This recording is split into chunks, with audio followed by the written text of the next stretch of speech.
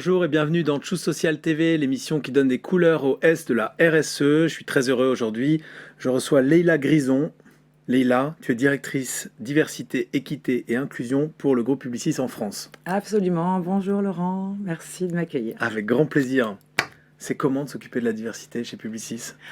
C'est vachement bien. Ouais, c'est un gros boulot. C'est vachement bien. C'est un gros boulot. C'est un poste que j'occupe depuis 1 an au sein de l'équipe RH, parce que c'est un lieu de transformation. Il n'y a pas de transformation d'entreprise sans les RH. Donc, j'occupe ce poste depuis 1 an sur 5 piliers de la diversité, que sont la mixité sociale et la diversité d'origine, l'égalité femmes-hommes, bien sûr, également l'inclusion des personnes, des collaborateurs porteuses d'un handicap, l'égalité LGBTQI+, et puis de plus en plus la question d'intergénérationnalité au sein de l'entreprise. Et quand tu es arrivé dans ton poste, quelle est la situation de la diversité qu'est-ce que tu as trouvé en arrivant dans ce poste-là? Alors, presque plus que ce que j'ai trouvé quand je suis arrivée dans ce poste-là, c'est-à-dire il n'y avait rien d'organisé vraiment, il y avait évidemment des volontés, des velléités par ailleurs, mais qui n'étaient pas structurées. Ce qui a déclenché en tout cas la création de ce poste, c'est la volonté d'aller toquer à la porte du COMEX pour demander si on pouvait créer ce poste. Parce que c'est toi qui l'as souhaité. C'est moi qui l'ai souhaité. C'est toi qui as demandé à... Tu étais déjà chez Publicis. Absolument. Voilà. J'occupais des fonctions business, voilà, c'est classique. Et j'ai effectivement demandé la création de ce poste. Alors du coup, forcément, je me demande, mais pourquoi tu as souhaité le créer? Qu'est-ce qui t'a amené à vouloir faire changer les choses sur cette responsabilité-là? Il y a eu un fait un peu déclencheur, c'est quand j'ai rejoint le groupe Publicis, j'étais hyper fière de rejoindre un collectif, un groupe connu dans le monde entier, sur un métier que je pratiquais depuis des années, donc c'est un peu un Graal ou un accessite, on y est. Et puis j'ai pu constater très vite qu'au plus haut niveau, il y avait une parité exemplaire avec de nombreuses femmes, et notamment ce groupe est désormais dirigé par une femme CEO, Agathe Bousquet, qui est elle-même très, très engagée, et qu'il y avait d'autres diversités dont on sait qu'elles ne se voient pas toutes à l'écran ou sur les visages, mais une en l'occurrence qui est un peu plus immédiatement visible ou invisible, qui est celle des diversités d'origine, et dont on peut conclure aussi des mixités sociales. Dans un pays qui est nôtre, on sait que sociologiquement, souvent, ça se recoupe.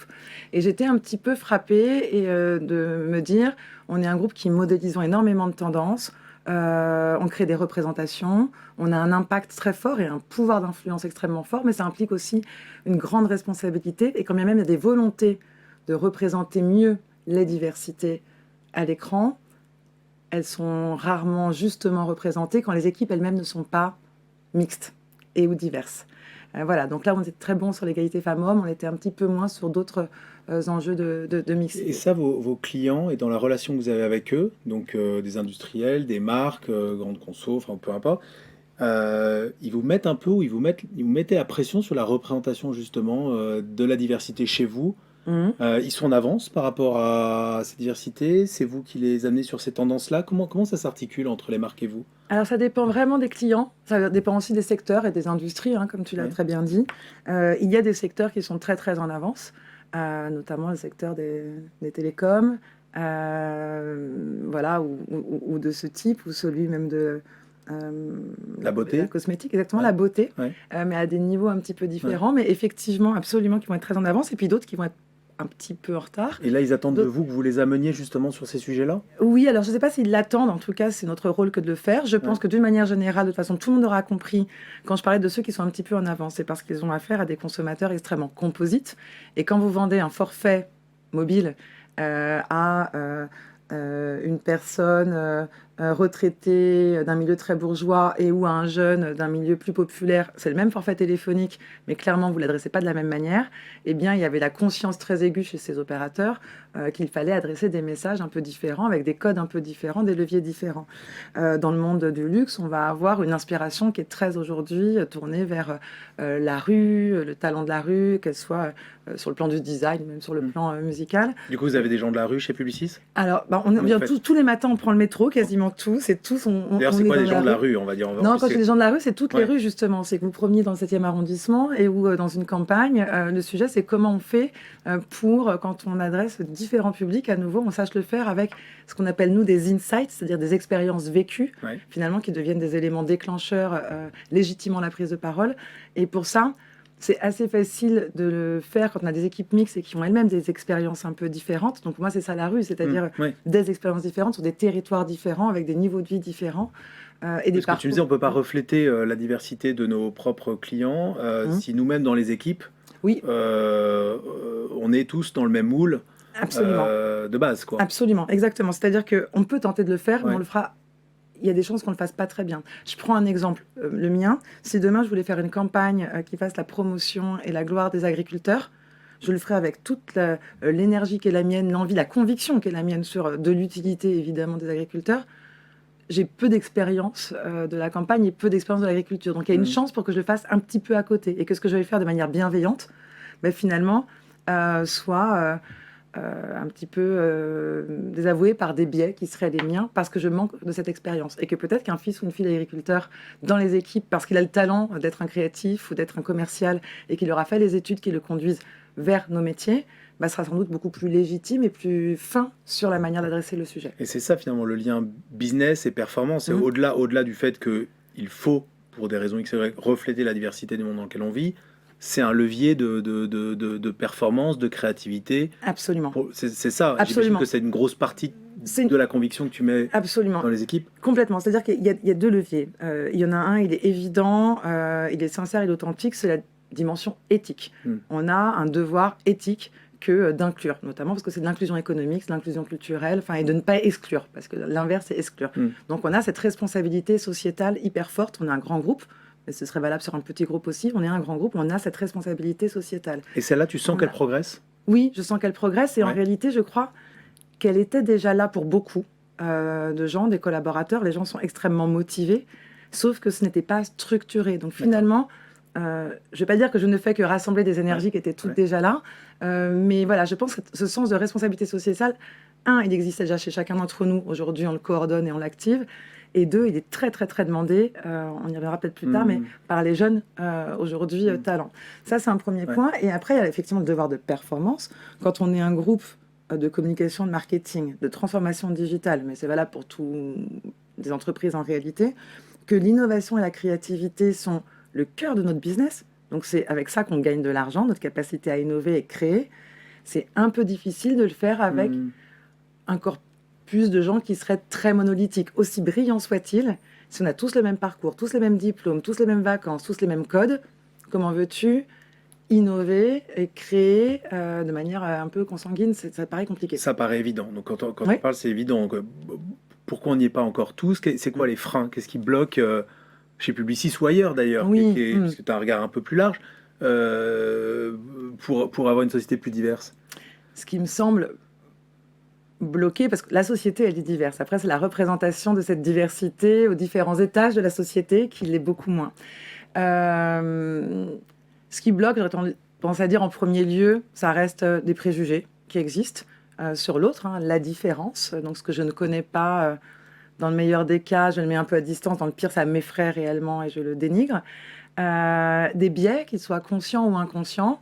Et c'est peut-être ça qui est le plus difficile à tordre ou à bouger, parce que bouger des biais conscients, en général, faut vraiment y aller avec force. Mais ce qui est le plus compliqué, ce sont les biais inconscients. J'ai plein de biais dont je ne suis pas consciente, et il faut que l'autre puisse les identifier pour m'éduquer finalement à cela. Donc c'est ça, peut-être les vieux réflexes aussi, les vieilles habitudes, notamment de manière très basique dans le recrutement, par exemple, pour des raisons d'efficacité, on va aller chercher de manière quasi systématique dans les mêmes écoles, qui elles-mêmes vont chercher dans les mêmes publics, ou qui, pour des raisons socio-économiques, de toute façon, filtrent aussi un petit peu.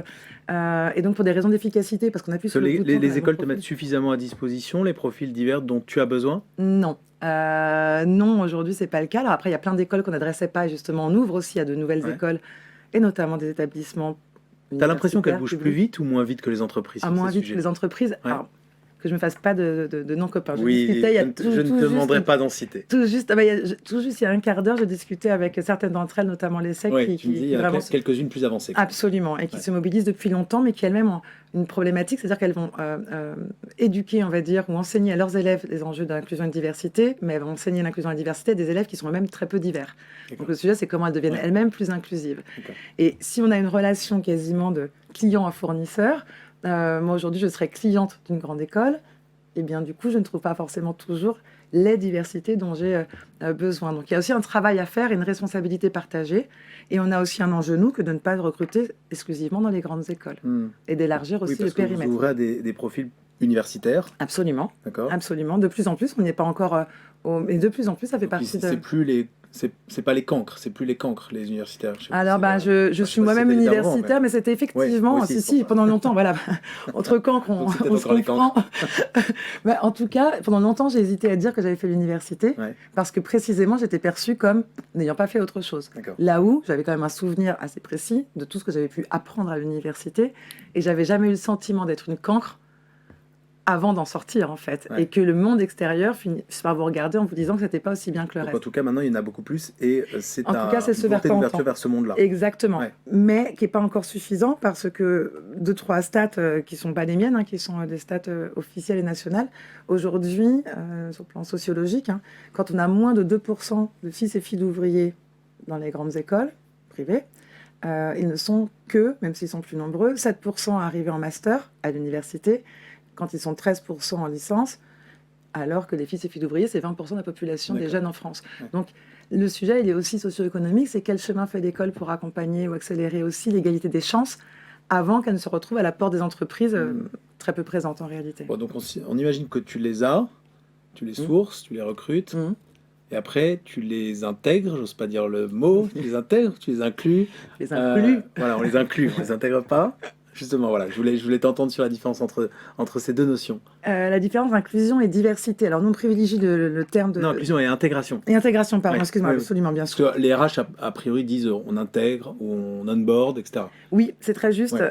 Peut-être un petit mouvement à opérer là-dessus. En tout cas, moi, Ouais. ce serait mon souhait. D'abord, enfin voilà, il y a pas mal de chercheurs bien plus intelligents que moi qui ont réfléchi au sujet et qui privilégient le terme d'intégration pour des systèmes. Donc, on intègre dans un système informatique, on fait en sorte d'intégrer une nouvelle donnée, mais surtout qui ne bouge pas l'ensemble. Voilà, au risque que ça fasse péter l'ensemble. Et dans ces conditions, ça voudrait dire qu'on ne veut pas faire changer l'ensemble. Nous, on part aussi du principe qu'on doit évoluer, qu'on doit s'ouvrir vers l'extérieur, mais pas juste par dimension charitable ou parce que ce serait une tendance. C'est parce que cet extérieur ou ces différences, elles viennent aussi créer de la valeur pour l'entreprise.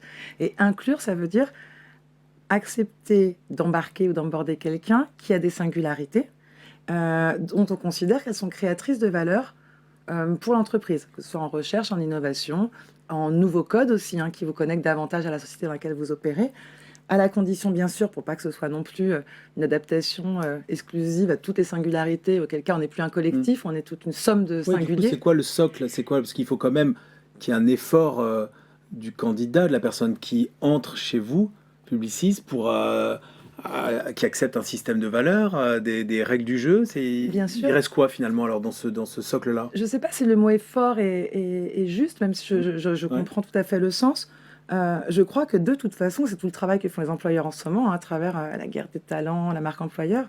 L'enjeu, c'est bien que des gens qui toquent à la porte ou que ceux qu'on va chercher, a fortiori, participent d'un système de valeurs qui nous est commun, d'ambition collective, en l'occurrence à la réussite du groupe, donc le service client, talent first, le respect des autres, de respect de règles communes, de mon sens. En revanche, effectivement, l'idée, c'est pas de... Si on devait les intégrer, ça voudrait dire, pour bien rentrer dans la case, on coupe tout ce qui déborde et qui ne serait pas soi-même. Or, on en reviendrait à un système complètement monolithique, et là, vous pouvez intégrer toutes les diversités que vous voulez. Si on demande à ce que tout le monde réponde exactement au même système de pensée, au même schéma, vous retrouvez là à nouveau avec un système très monolithique. Bon, qu'est-ce qu'on peut te souhaiter de réussir dans ta mission qui est récente, qui commence, mais ton engagement qui est un peu plus ancien que 20 ans, voilà, 20 ans. Tu auras réussi ici quoi? Qu'est-ce qu'on peut te souhaiter? J'aurais réussi, alors à moyen ou long terme, j'aimerais dire à horizon 5 ans, mais soyons plus lucides, peut-être à horizon 10 ans, si mon job, donc direction, diversité, équité, inclusion, est devenu complètement inutile, que les concepts de diversité, d'inclusion sont devenus tellement évidents qu'il semblerait désuet d'en parler, comme acquis. si demain les entreprises faisaient de la diversité et de l'inclusion un critère de performance au même titre que les critères environnementaux aujourd'hui, tout récemment, et de manière plus historique des critères de performance financière, parce que la diversité et l'inclusion, c'est prouvé, sont aussi des critères de performance et des leviers de performance financière, de moins de turnover, de plus d'attractivité. Voilà, là, j'aurais un peu réussi Bon, si les diversités étaient un peu mieux représentées à toutes les strates de l'entreprise. eh ben, je te le souhaite et je crois qu'on peut tous te souhaiter. Merci mille fois, Leïla, Merci d'avoir été avec Laurent, nous. merci beaucoup. Bonne journée. Au revoir.